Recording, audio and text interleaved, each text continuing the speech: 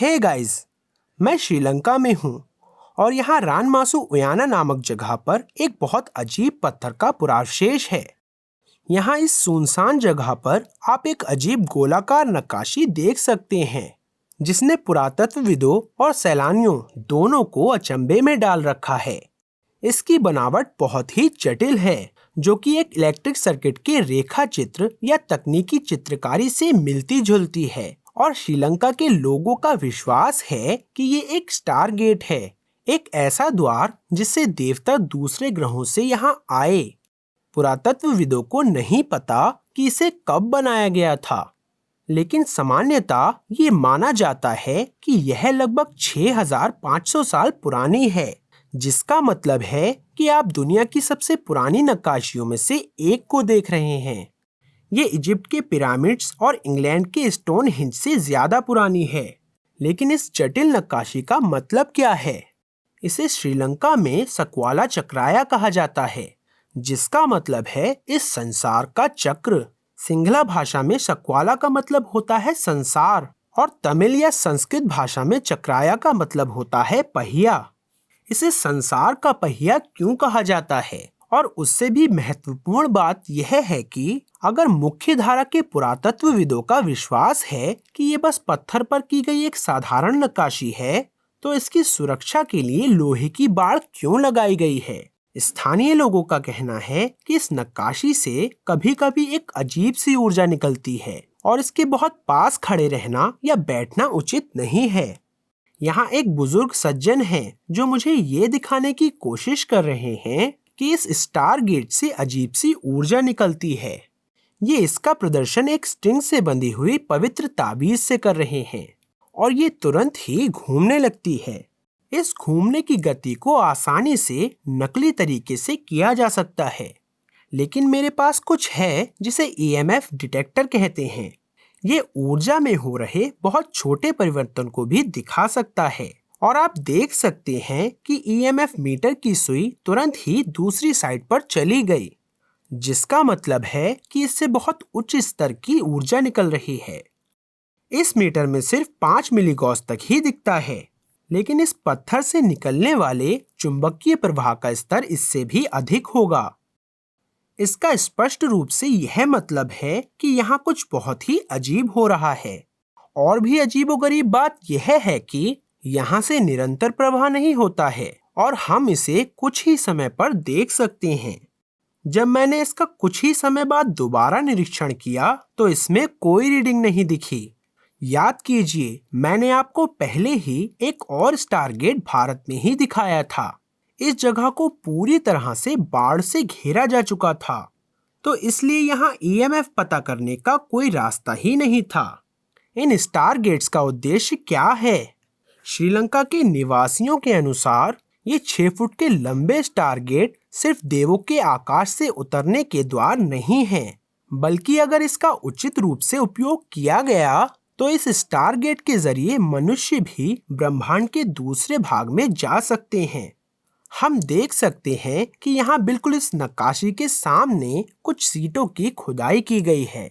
स्थानीय लोग जोर देकर कहते हैं कि अगर मनुष्य यहाँ लंबे समय तक बैठे और यहाँ से निकल रही ऊर्जा को अपने अंदर धारण कर ले, तो वे यात्रा कर देवताओं तक पहुँचने में सक्षम होंगे।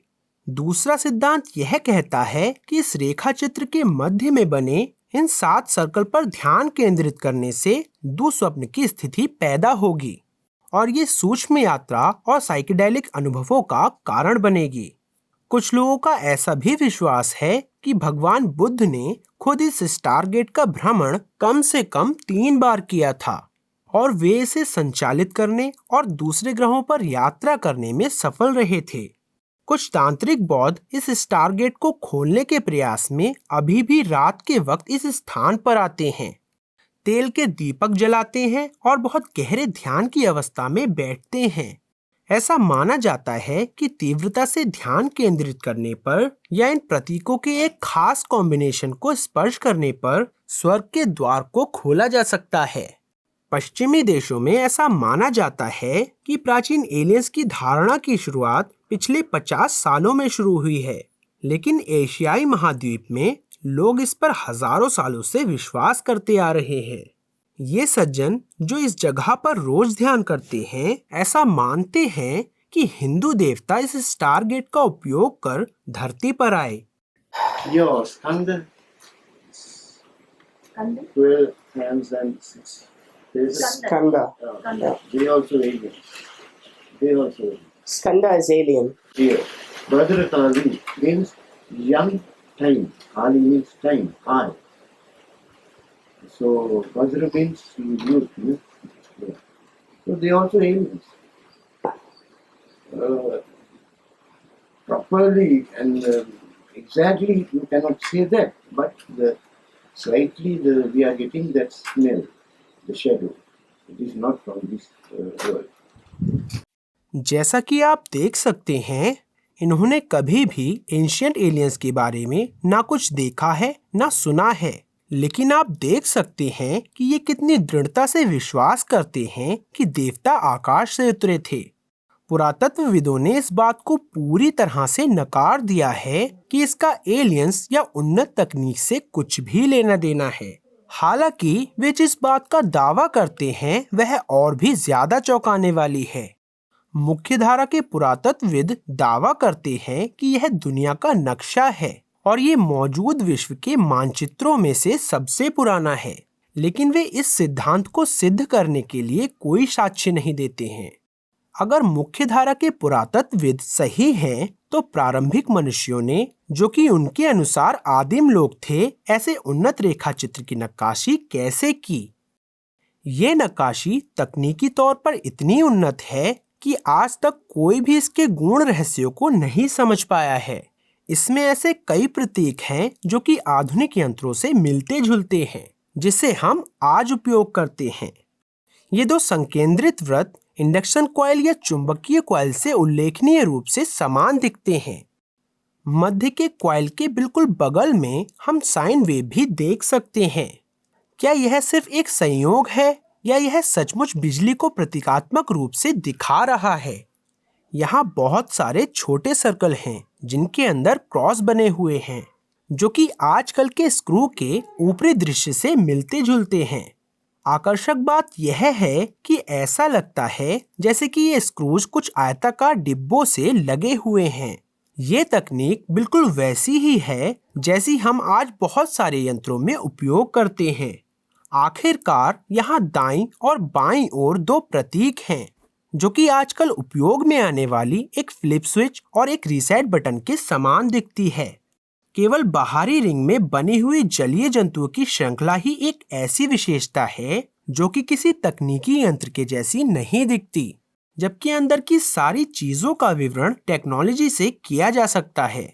बाहरी रिंग बहुत तरीकों की मछलियों, केकड़ों, कछुओं और समुद्री घोड़ों और मरमेड को भी दर्शाती है। इन जलीय जीवों की नक्काशियां यहाँ क्यों की गई हैं? ये सर्कल के अंदर बने इस जटिल तकनीकी रेखा चित्र से कैसे संबंधित हैं? इस चट्टान पर इतने सारे जटिल प्रतीकों और आकृतियों की नक्काशियां हैं, लेकिन पुरातत्वविदों और इतिहासकारों को ऐसी कोई भी शिलालेख नहीं मिली है जो इसका विवरण दे सके कि ये वास्तव में क्या है। इस चट्टान पर पुरातत्वविदों को दो गूढ़ शब्द पनाती, पनाशा मिले हैं, जो कि संख्या 53 को सूचित करते हैं। यहाँ आकारों और आकृतियों की कुल संख्या 53 है, क्योंकि इस नक्काशी में 20 आकृतियां हैं और 33 प्रतीक हैं। और कुछ लोग दावा करते हैं कि विभिन्न जानवरों वाले बाहरी रिंग को अंदर बने रहस्यमय प्रतीकों से मिलाने के लिए घुमाया जा सकता है, जो कि स्टारगेट को सक्रिय कर देगा।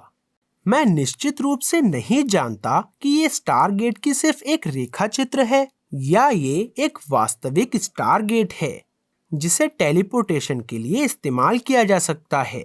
अगर आप सिर्फ ये भी विश्वास करें कि यह एक मानचित्र है, तो यह दुनिया का सबसे पुराना मानचित्र है, इसलिए यह अद्भुत है। तो आप क्या सोचते हैं? क्या प्राचीन निर्माता इसका उपयोग एक स्टारगेट की तरह करते थे? क्या इसमें अंतरिक्ष यात्रा से संबंधित कोई रहस्यमय कुंजी छुपी हुई है, या फिर ये बस एक मानचित्र है? अगर यह सिर्फ एक मानचित्र है, तो इससे निकलती हुई ईएमएफ ऊर्जा को आप कैसे समझाएंगे? कृपया अपने विचार मुझे कमेंट सेक्शन में बताएं। मैं प्रवीण मोहन, वीडियो देखने के लिए बहुत बहुत धन्यवाद। सब्सक्राइब करना ना भूलें और सभी अपडेट्स पाने के लिए घंटी के बटन को भी क्लिक करें। कृपया इस वीडियो को लाइक करें और अपने दोस्तों के साथ शेयर करें। मैं आपसे जल्द ही बात करूंगा। बाय।